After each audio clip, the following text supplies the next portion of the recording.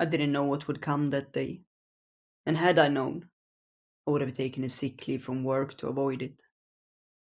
But I didn't, of course.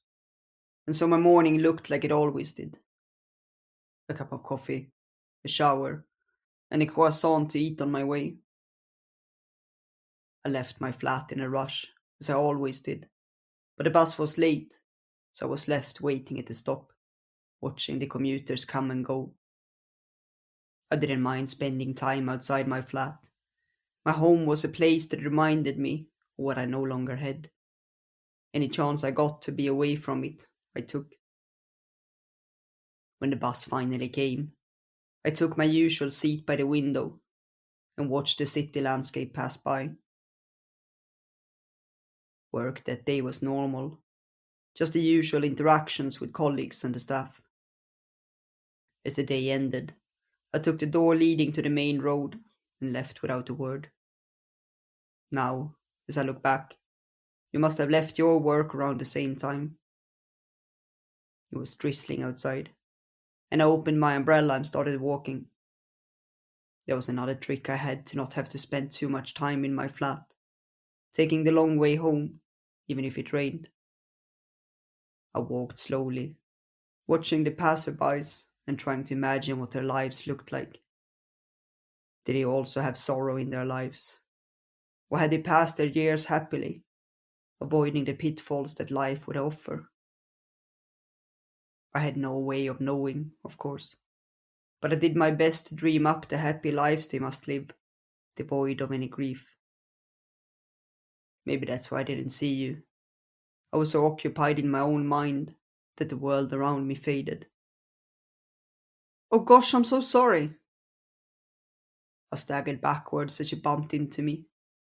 Something, maybe it was coffee, spilled over my jacket, and you grabbed me to stop me from falling. I'm so sorry, I didn't see you. I found my footing and straightened out. You stood huddled in front of me, an empty cup in your hand and a pleading look on your face. Don't worry about it, I said, as I brushed the liquid off my jacket and took a step to continue on my way.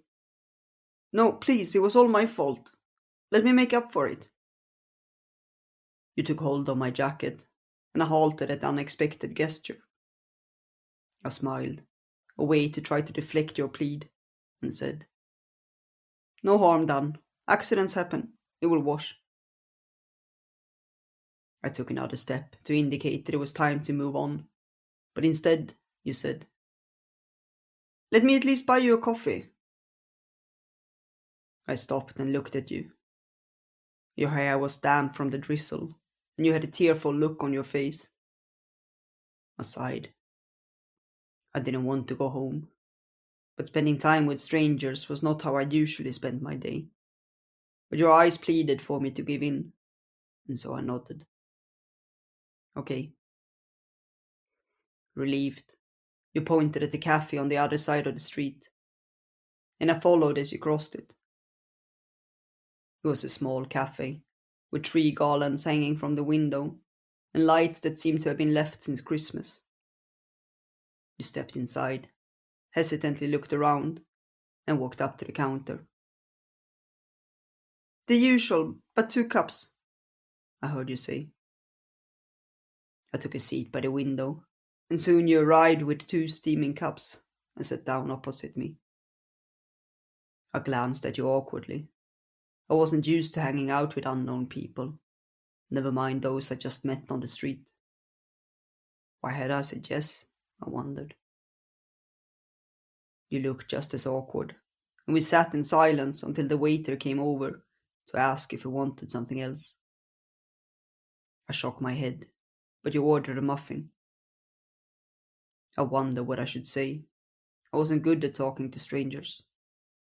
But then again, you didn't seem to be either.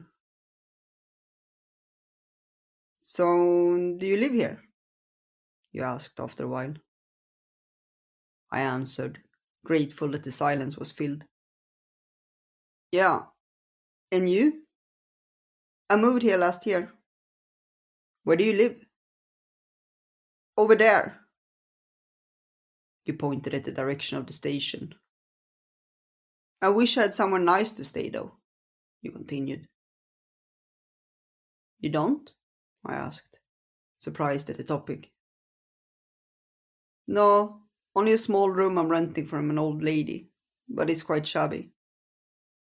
It's difficult to get somewhere to stay in this city, I agreed. I had been lucky and found my place before the worst of the housing crisis arrived in the city. I looked at my watch. It was getting late, and I should have stayed long enough to be able to leave now. I got up and almost said thank you for the coffee when an unexpected thought came to my mind. My flat had a room free, and I was struggling to pay the rent. I'd had a roommate once, but she'd left, and I'd made do for a while, but prices were rising, and I found it hard to make ends meet. I glanced at you. I didn't like taking in strangers, but you seemed kind enough. I have a room free if you want. It's quite spacey.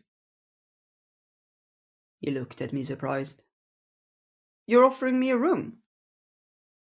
Yeah, the rent isn't much if we share it. I wondered why I had offered it now, but I couldn't back out. You want to see it? I asked.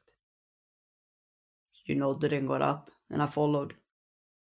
After you'd paid, I led us out on the street again. It's quite far. We can take the bus, I suggested. It's okay. I don't mind walking. I did, but I didn't want to disagree with you, so I gestured down the street in the direction of my flat. The walk was awkward, even now, when I should have something to say. But my mind stayed blank, and once we saw the door to the apartment complex, I was relieved. It isn't much, I said as we stepped in, suddenly conscious about what I was doing. I led you up the stairs, put the key to the door and stepped inside. My flat was spacious, with white walls, and an interior I'd put much effort into making my own, before everything had happened. It's so nice, you said under your breath as you stepped inside. I wasn't used to being praised, so I didn't know what to answer, and instead walked over to the room that would be yours. When I opened the door, you simply stared at it.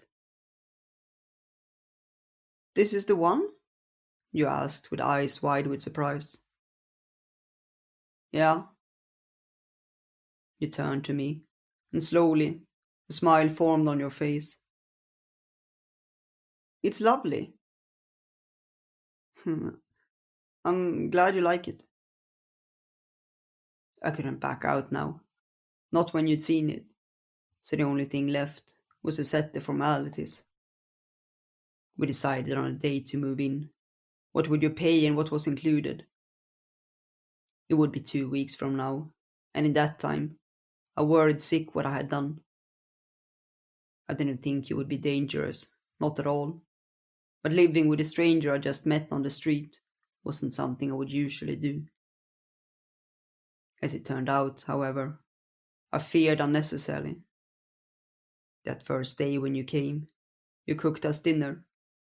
Maybe you had prepared what to say, because you seemed as awkward around other people as I was. But you asked me questions, and slowly we got to know each other. With time, we spent most evenings talking, and I began to enjoy spending my time at home after work. That was 3 years ago, and you still live in my flat. Although, it's ours now, and you moved into my room.